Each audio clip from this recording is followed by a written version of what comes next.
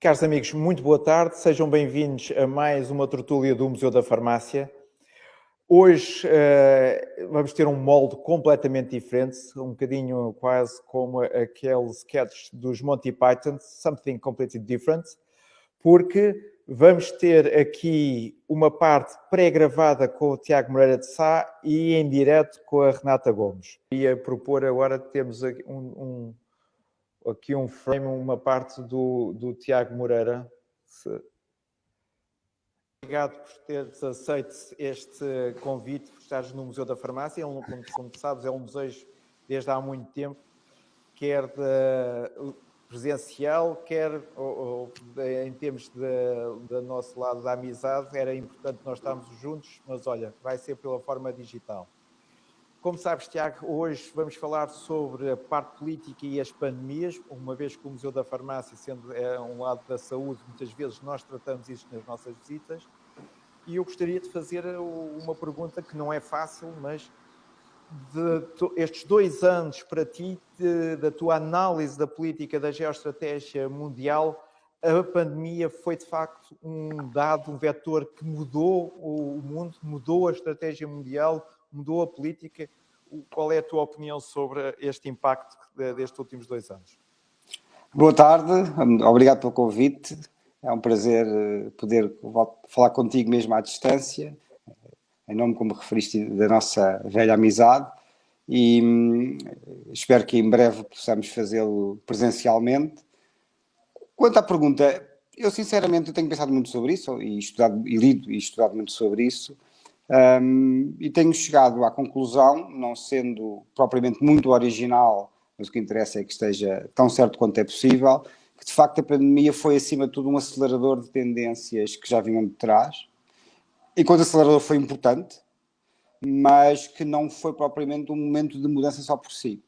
Houve alguns elementos que mudaram ou se acentuaram, mas as tendências principais da política internacional vinham todas de trás. O que é que a pandemia acelerou que já vinha de trás? Acelerou a competição, ou na minha opinião mesmo, a guerra de transição de poder. E, portanto, um conceito das relações internacionais não significa guerra direta, mas a guerra de transição de poder entre os Estados Unidos da América e a China, que já vinha, como todos sabemos, de trás. Sendo que, neste caso, muito em particular, também já vinha de antes, mas foi muito em particular, correspondeu à administração norte-americana anterior de Donald Trump, embora já houvesse alguns elementos disso na administração Obama, por causa da crise financeira 2007-2008 e toda a grande recessão que se lhe seguiu foi adiada, sendo que essa guerra de transição de poder tem várias componentes, tem uma componente económica fundamental, traduzida na guerra de tarifas, na guerra comercial e no desacoplamento das economias norte-americana e chinesa. Tem uma dimensão político-diplomática, muito ligada às políticas de alianças de um lado e do outro. No caso dos Estados Unidos da América, tem sido muito trabalhada nas alianças asiáticas, sobretudo o famoso Quad, e agora também na tentativa de trazer os aliados da NATO para a sua estratégia do Indo-Pacífico. Tem uma componente político-normativa ligada a questões como Xinjiang, como o Tibete e outras, e tem uma dimensão estratégica fundamental ligada sempre, como se não podia deixar de ser, à questão de Taiwan. Não estou a dizer que está certo ou está errado, estou apenas a analisar o que é que está a acontecer. Isso de facto acelerou. A pandemia veio ser um fator que contribuiu para acelerar esta competição ou guerra de transição de poder entre os Estados Unidos da América e a China, muito em particular na questão económica e fundamentalmente numa questão que eu acho que é talvez a grande transformação, que é a questão das cadeias de fornecimento ou abastecimento, porque houve a clara noção de que há uma excessiva dependência ao nível das cadeias de fornecimento, quer da parte dos Estados Unidos da América, quer do ponto de vista da Europa, de outros Estados, neste caso em particular a China, e que essa excessiva dependência é um problema, como se viu no caso da pandemia, desde logo em coisas básicas como máscaras, etc.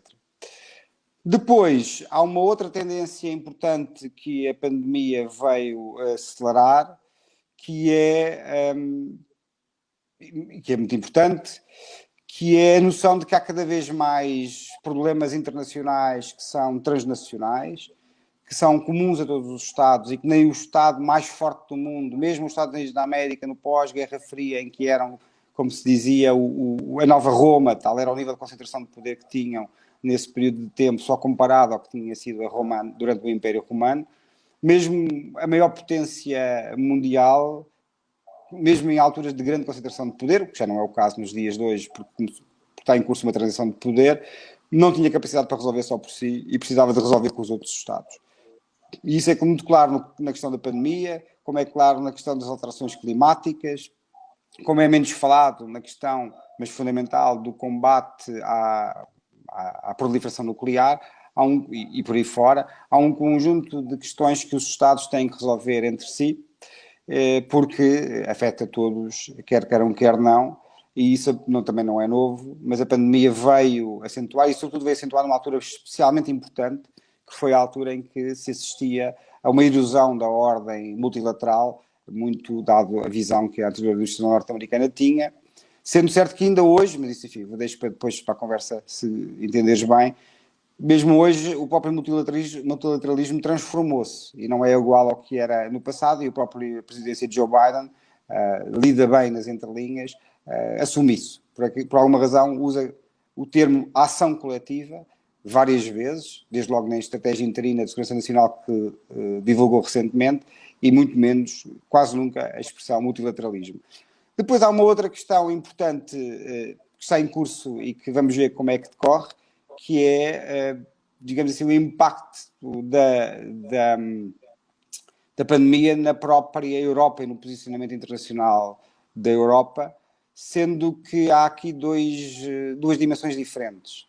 Por um lado, a pandemia veio pôr na ordem do dia, na discussão da ordem do dia, a relação entre a União Europeia, em particular vários países da União Europeia, uma vez que a União Europeia, do ponto de vista da política externa, só com muita benevolência que se pode achar que é um ator político unitário, na verdade é o somatório de 27 políticas externas com interesses, em muitos casos, diferentes, a sua relação com a China e o debate sobretudo, voltando outra vez à dimensão económica e das cadeias de abastecimento, sobre a necessidade da Europa passar a ter verdadeira autonomia e até, em alguns casos, independência ao nível energético, ao nível digital, etc. Ao nível de algumas cadeias de abastecimento, etc. Aliás, como sabes, é um dos pontos fundamentais da agenda da presidência portuguesa da União Europeia. Na verdade, o trio de presidências Portugal, Alemanha, Eslovénia é justamente a transição energética e a transição digital, muito na ideia da independência energética e da independência digital da União Europeia. Por outro lado, neste contexto, acentuaram-se as pressões, vindas fundamentalmente do outro lado do Atlântico, dos Estados Unidos da América, mas com reflexos importantes dentro da Europa, para que exista uma espécie de aliança, ou mais do que isso, uma espécie de ordem própria das democracias liberais, juntando os Estados europeus, os Estados Unidos da América e o Canadá, fundamentalmente estes, no sentido de terem estratégias comuns a vários níveis, inclusive estratégias comuns de combate à pandemia, estratégias comuns de combate às consequências económico-sociais da pandemia e, de alguma maneira, ser capaz de encontrar políticas comuns, não é políticas comuns, é políticas articuladas de sanitárias e, de alguma maneira, ao fazer desta maneira, os que pensam assim, pensam claramente no sentido que transcende a pandemia, que é uma espécie de reforçar a aliança geopolítica Europa-Estados Unidos da América num contexto, num sistema internacional em mudança, em transição de poder. Tiago, mas perante essa tua perspectiva, tu achas que este mundo globetrotter vai ficar mais confinado? Portanto, esta nossa vida quase de comércio e viagem global, sermos cidadãos do mundo, tu vês que isto vai ser uma ameaça para este mundo global, ou é um confinamento que é como consequência desta pandemia? Algumas coisas, sim, e também, mais uma vez, é algo que já vinha de trás e que agora vai ter vários desenvolvimentos importantes com as plataformas de comunicação 5G, com a computação quântica, com toda a automatização e robotização, por aí fora, no fundo uma transformação que já estava em curso. O que a pandemia, no fundo, e vai ao encontro da tua pergunta, pode colocar é se ela vai significar ou não uma transformação profunda das relações económicas, das relações até pessoais, das relações sociais, e se nós vamos passar a ter, um pouco como está a acontecer aconteceu durante o confinamento, um mundo diferente em que as pessoas viajam menos, em que as reuniões são feitas de forma online, e eu acho que vai ser mais do que... Era inevitável que isso com o tempo viesse a acontecer, apressou-se isso, é inevitável que uma parte venha de facto para ficar, mas estou absolutamente convencido, e aí um bocadinho discordando da análise maioritária, estou absolutamente convencido que não há nada que, mesmo do ponto de vista dos negócios, não há nada que ultrapasse, não há nada que substitua as relações pessoais. É impossível fazer um negócio, um negócio importante, por exemplo, sem as pessoas terem a possibilidade de, além de preparar todo, obviamente, a negociação, de terem a possibilidade de se encontrarem, de se olharem nos olhos, de se estudarem, porque, caso contrário, é muito difícil perceber o interlocutor que temos à frente. Isso eu penso que não se consegue à distância. Portanto, acho, sinceramente, e não é uma questão de otimismo, reconhecendo que havia uma tendência maior, já vinda de trás, para que haja uma componente maior, uma coisa que se vê muito é, por exemplo, nas compras online, para um mundo que a pandemia veio acelerar também aí, mas não estou tão certo como alguns dizem que essa transformação venha a ser abrupta e que venha trocar as relações pessoais, até porque isso não é o normal na natureza humana. E no fim do dia o que conta é a natureza humana, e a natureza humana precisa e quer o contacto pessoal. Por isso acho que vai haver uma mudança, mas talvez não tão radical como algumas pessoas anteciparam. Tiago, diz-me o seguinte, na tua perspectiva, achas que a pandemia foi ou é um elemento que pode atacar os pilares da democracia, ou pode ser um reforço exatamente dessa democracia? Eu estou-te a dizer isto porque ao longo da história o que nós depois podemos ver, enquanto historiador da saúde, é que muitas vezes utiliza-se exatamente as pandemias para fazer limpezas de vários géneros. E a minha pergunta é, no século XXI, qual é a tua opinião? Pode ser uma profunda ameaça ou pode ser aqui um meio para reforçar o cuidado a ter com a própria democracia? Vamos ver, a democracia está já há algum tempo sob forte pressão. Há de facto um problema das democracias no mundo ocidental que não vem de agora, é um pouco a história do mundo ocidental dos últimos anos.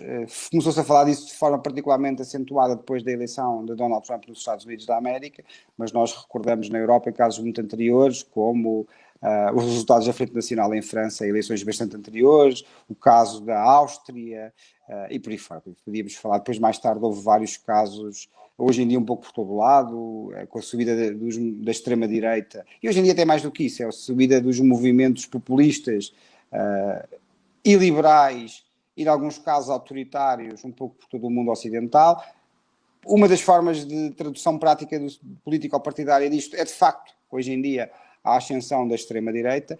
Isso já vinha de trás. E há, de facto, um problema da democracia. E é um problema da democracia que se coloca a dois níveis. O primeiro nível, ao nível do interior do próprio mundo das democracias ocidentais, dos países que têm democracias liberais já há bastante tempo, aquilo que um autor, o Larry Diamond, chamou a recessão democrática. Depois há um outro nível que tem sido muito identificado, que é a chamada, vou usar o termo que é usado nas relações internacionais, tinha muito que se lhe diga, que é a ascensão das potências chamadas autoritárias. Quais é que são, num caso e no outro, as principais dimensões? A principal dimensão ao nível interno, a tal decadência das democracias, no espaço das democracias liberais, não tem a ver com a pandemia. A pandemia, é difícil ver qual é que é o efeito que a pandemia tem disso, mas é uma questão muito mais de fundo, é uma questão estrutural e tem a ver com um conjunto alargado de fatores que têm sido estudados, que vão desde... e que são muitos efeitos de alguns grandes movimentos que nós tivemos. Por exemplo, o mais importante de todos, talvez, a globalização, e que tem a ver com o crescimento das desigualdades, com a estagnação dos rendimentos, com o esquecimento das classes médias e o enfraquecimento das classes médias, e por aí fora, o que levou a um regresso de forças profundas da história, como que tu conheces bem, como o nacionalismo, o regresso das políticas identitárias, embora eu continue a achar que, no fundo, no centro disso tudo, continuam a estar as velhinhas questões socioeconómicas. Do ponto de vista internacional, o que se fala cada vez mais é a possibilidade, depois de termos passado pela euforia do fim da história do Fukuyama dos anos 90, cada vez mais a hipótese de haver propostas alternativas sedutoras de ordem internacional e de organização dos países, sobretudo o modelo chinês e, parcialmente, a nível regional, o modelo russo, que podem ser alternativas para serem seguidas por outros Estados, alternativas ao tal modelo democrático liberal. Não me parece que a pandemia aqui, eu acho que estas são as questões de fundo, e não me parece que a pandemia aqui tenha produzido um particular efeito. Dificilmente se pode, hoje em dia, argumentar que, de forma sólida, que os regimes acabaram por ter uma importância grande na forma de gerir a pandemia, porque tivemos casos de sucesso em regimes os mais diferentes possíveis. O que é que pode ter consequência ao nível da democracia deste contexto pandémico? Sobretudo os efeitos económico-sociais, as consequências económico-sociais da pandemia. E de duas uma, há uma resposta robusta para atenuar esses efeitos económico-sociais e para pôr rapidamente as economias novamente a crescer, e há um esforço nesse sentido, sobretudo nos Estados Unidos da América. Ainda ontem ouvimos mais uma proposta do presidente Joe Biden, uma coisa que tem sido chamada uma espécie de novo New Deal, enfim, também teria muito que se lhe diga, mas é claramente com esta compreensão de que há, para além das questões que já vinham de trás, económico-sociais que eu referi, há hoje um dia uma nova pressão grande económico-social pelos efeitos da pandemia e que ou os Estados do chamado mundo ocidental são capazes de responder, ou então, de facto, nós vamos ter um problema acrescido, uma pressão acrescida sobre as democracias que já estão sobre ameaça. E, de facto, os tempos hoje, isto não é uma questão de... Está estudado, não é uma questão de mera percepção ou de mera opinião, é o resultado de muitos estudos que estão divulgados. Hoje em dia, de facto, os tempos são tempos que parecem favoráveis àquilo que tem sido chamado os homens fortes, e nós vemos a avançar um pouco por todo o lado, de facto, dos Estados Unidos da América à Europa, os populismos, os iliberalismos e algumas formas de autoritarismo. Diz-me uma coisa, Tiago, tu achas que esta nova preocupação mundial vai atrasar toda esta estratégia que muitos países têm na aventura espacial? Ou achas que são duas áreas que o mundo vai precisar de ter, que é, por um lado, a preocupação com as pandemias e a aventura espacial, ou achas que pode haver aqui um ligeiro recuo desta aventura que nós hoje estamos a ter, que é viver no cosmos? Não me parece que vá haver recuo. De facto, é uma questão importante, porque os recursos que são sempre escassos têm que ser canalizados através de escolhas, e muitas vezes a escolha é feita com base não no mais importante a pensar no médio e longo prazo, mas sim nas pressões do curto e curtíssimo prazo. A política é muito refém das pressões de curtíssimo prazo, mas não me parece. Porquê? Porque, como todos sabemos, há uma competição enorme entre as principais potências pelo espaço e com tudo o que isso significa ao nível das coisas mais fundamentais e desde logo as informações, mas não só. Há uma das componentes importantes desta guerra de transição de poder, eu até diria mais de longe, de uma competição pelo poder entre as três principais potências deste mundo, não é deste mundo, mas desta balança tripolar, Estados Unidos da América, China, Rússia, e também há outros Estados importantes aqui na questão do espaço, mas estes são os mais importantes todos em termos das principais potências internacionais. Claramente, uma das componentes importantes é justamente a competição pelo espaço. E achas que esta competição pelo espaço pode atenuar alguma tensão militar que possa existir na Terra? Eu estou a falar contigo e estou-me a lembrar exatamente que o movimento das Cruzadas foi exatamente um movimento que tinha esta dimensão. que era, por um lado, colocar as forças europeias com um determinado caminho para aliviar a tensão entre a nobreza e os Estados daquela altura. Achas que isso pode ser uma boa consequência, esta aventura espacial, tirar esta tensão que existe nesta nossa bela terra? É uma boa questão e, de facto, aqui a perspectiva histórica ajuda muito. Portugal também é um bom exemplo disso, como depois da Reconquista, quando já não tinha mais espaços e terras para conquistar, foi para o mar e o mar ajudou, atenuou imensas pressões internas, porque permitiu descobrir novas terras e novas riquezas. Infelizmente acho que não. Porquê? Porque nós estamos num dos momentos mais perigosos das relações internacionais, que são os momentos de transição de poder. E as chamadas guerras de transição de poder. Volto a dizer, guerra não significa, obviamente, guerra direta, ou pelo menos não necessariamente guerra direta. E esses momentos estão estudados do ponto de vista histórico. Ainda há pouco tempo eu estava a ler um projeto muito interessante, depois foi publicado em livro pelo Graham Allison, que é um projeto da Universidade de Harvard, faz o levantamento das transições, dos momentos de transição de poder nas relações internacionais nos últimos 500 anos. E identifica 16 transições de poder. Curiosamente, a primeira é entre Portugal e a Espanha. 16 transições no século XV, 16 transições de poder, e dessas 16, 12 acabaram em guerra, e agora aqui mesmo guerra total, guerra entre as grandes potências, e só 4 é que não acabaram. Hoje a guerra total, a guerra entre grandes potências, é um pouco mais difícil porque há armas nucleares, não é impossível, até porque a guerra pode ter vários formatos, não tem que ser guerra geral, mas é mais difícil. Mas há uma coisa que não mudou, e o que não mudou é que estes momentos são momentos de alta tensão e de alta conflitualidade internacional, com a potência chamada potência dominante, neste caso os Estados Unidos da América, a definirem estratégias agressivas para impedir que a potência em ascensão, neste caso a China, consiga tornar-se a nova potência dominante, e vice-versa, com a potência em ascensão, também definir estratégias para tentar enfraquecer o poder da potência dominante. Por isso, não vejo forma de haver, nos próximos bons tempos, uma atenuação da tensão nas relações internacionais. Acho que os próximos tempos vão ser tempos de alta tensão. Há muitas pessoas que falam numa nova Guerra Fria. A expressão não é feliz porque as coisas não são repetíveis e há grandes diferenças. É feliz no sentido de que a Guerra Fria definia-se por uma relação de tensão alta entre as grandes potências num sistema internacional bipolar.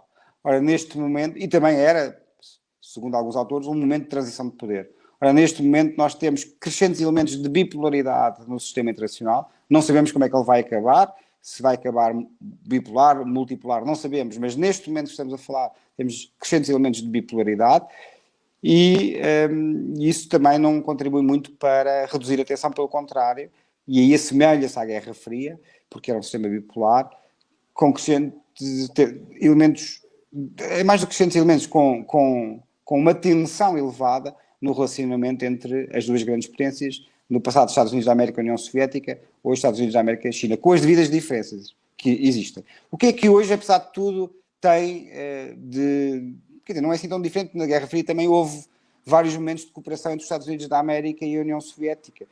Por exemplo, a detente, durante o período do Nixon e do Kissinger, e depois é seguida até ao período da administração Reagan, foi um momento de desanuviamento das relações entre os Estados Unidos da América e a União Soviética e de vários acordos, nomeadamente acordos ao nível dos armamentos nucleares, que foram bastante importantes. O próprio Reagan, na segunda fase da administração Reagan, conseguiu os maiores acordos de redução de armas nucleares e abriu a porta depois para os acordos START, que foi, desse ponto de vista, fundamental. Mesmo em momentos de alta tensão é possível haver cooperação. Hoje em dia essa cooperação ainda é mais necessária, e é mais necessária pelas razões que eu disse há pouco, os vários problemas que nenhum Estado pode resolver. Também aí a pandemia teve um efeito, como eu disse no início. A pandemia deixou claro que em questões de saúde importantes como a questão do combate às pandemias, a cooperação entre as principais potências e os Estados em geral é bastante importante. E também colocou uma questão aqui importante, que é como é que qual é o que é, no fundo, a consequência que isso pode ter na cooperação dos Estados noutras matérias, nomeadamente naquela que estavas a referir ao nível do espaço. É difícil fazer uma extrapolação. O que se pode dizer é que, à partida, havendo uma competição, e uma competição que eu acho que vai ser feroz em várias áreas, inclusive no espaço, à partida seria altamente conveniente, pelos receios de que um erro pode ter, na corrida ao espaço, um erro pode ter para todos nós, é fundamental que haja também aí competição e cooperação na área espacial. Tiago, por último, só queria colocar aqui uma questão. Tu vês ao longo da nossa história, e se nós pensarmos até, e tu foste buscar muito bem o exemplo dos portugueses, a formação de impérios, a componente da iniciativa privada esteve sempre presente. As pessoas esquecem-se que os descobrimentos não foi só um instrumento do Estado, foi também um instrumento comercial de privados. Se nós pensarmos no Império Britânico e Holandês, as companhias ocidentais e orientais, tu vês que o fator empresarial destas relações internacionais não define a política internacional? Pode ser este fator empresarial pode ser um fator de paz ou pode ser um ator levar a um conflito mais acérrimo? Bom, duas coisas. A primeira é que, de facto, as relações internacionais sempre foram, mas são cada vez mais relações económicas internacionais. A importância da economia não é uma novidade, foi sempre assim. Agora, o peso da economia nas relações internacionais é cada vez maior. Segunda coisa, esse é um velho debate, como sabes, é um debate que vem desde o Montesquieu, depois, posteriormente, foi um debate muito aceso nas vésperas da Primeira Guerra Mundial. Até se achava que a Primeira Guerra Mundial não ia acontecer porque tal era o nível de interdependência económica entre os principais Estados em questão. Depois foi um debate muito aceso no período entre guerras. Eu lembro-me que o Norman Angell publicou um livro um pouco antes da Segunda Guerra Mundial a dizer precisamente que a guerra não era possível, porque a guerra tinha acabado, porque isso era tão irracional do ponto de vista económico que não poderia acontecer. É um debate importante do período muito importante das relações internacionais do período entre guerras. Estou a sublinhar este período porque, como sabes, é o momento do nascimento das relações internacionais enquanto disciplina científica autónoma. E o que nós verificamos, e podia ir muito mais atrás no tempo, também do Montesquieu, porque o primeiro que referi, porque é uma das grandes referências na ideia de que o comércio, a interdependência comercial, acabaria por reduzir o nível de conflito entre os Estados. O que nós verificamos, numa perspectiva de tempo longo, é que essas visões revelaram-se altamente otimistas. E mesmo em momentos em que havia alta interdependência económica, isso não impediu os Estados irem para a guerra em nome das clássicas questões de segurança e sobrevivência. Por isso o que nós podemos dizer é que a crescente interdependência económica, sobretudo agora em que as relações internacionais são, como eu disse, cada vez mais económicas, ajuda. É um fator importante, é um fator a ter em conta. Mas que a história nos demonstra, a história das relações internacionais nos demonstra, e a história em geral nos demonstra, que nunca foi impeditivo de os Estados terem relações de tensão, de competição, de conflito e de guerra. Tiago, quero-te agradecer imenso a tua amizade e a tua presença aqui no Museu da Farmácia. Obrigado Foi também. Um enorme prazer e espero que brevemente, se calhar já vacinados e já provavelmente com o campeonato no Sporting, nos possamos reencontrar e assim, olha, voltar outra vez a uma vida nova, normal. Tiago, muito obrigado e um forte abraço para ti e para toda a tua família. Muito obrigado mesmo. Obrigado, João, igualmente, e se não for antes, vemo-nos no Marquês. Ah, bem, sim, senhora. Olha que não vai ser no Marquês, pá. Eu acho que é capaz de ser noutro sítio. Onde for, lá estaremos. Lá estaremos, sim, senhora. Um Tiago, abraço olha, também. Um grande abraço e muito obrigado. Um grande abraço, obrigado também.